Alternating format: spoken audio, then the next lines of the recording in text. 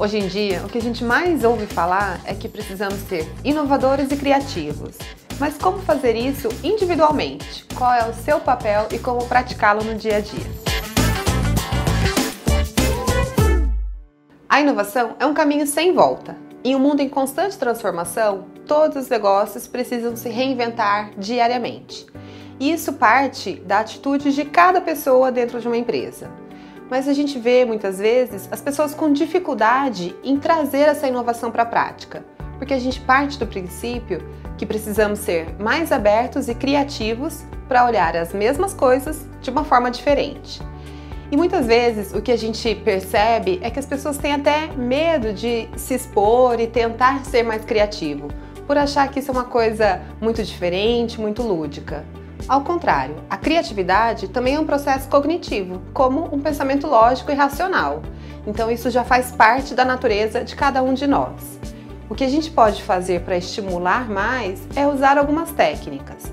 Então é por isso que hoje em dia técnicas como Design Thinking e outras ferramentas se popularizaram tanto.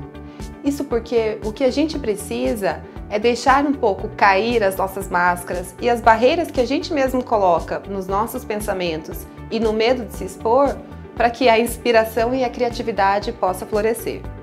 Então, um exemplo que eu gosto bastante quando a gente pensa em criatividade, e a gente fala muito que as crianças têm isso, é justamente o comportamento de crianças que estejam no jardim de infância, por exemplo. Lá, elas estão tentando se conectar com os outros, fazer parte de um grupo, que é o que a gente chama aqui, comumente no mundo dos negócios, de empatia.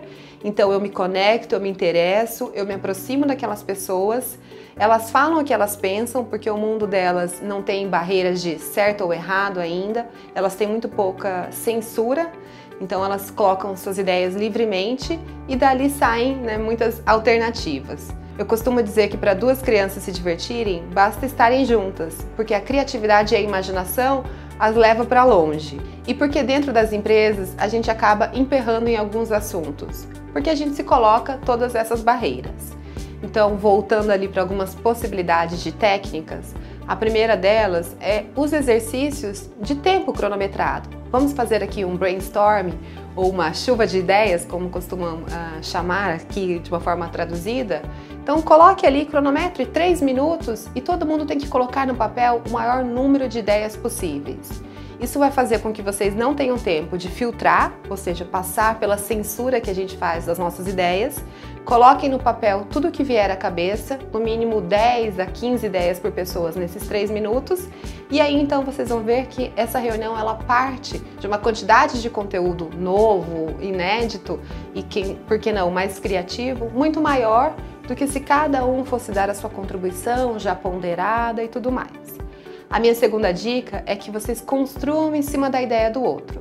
A ideia inicial pode parecer que não faça muito sentido, mas e se você, a partir do input, do insight de uma pessoa, falar, e se a gente fizer determinado ajuste nessa ideia?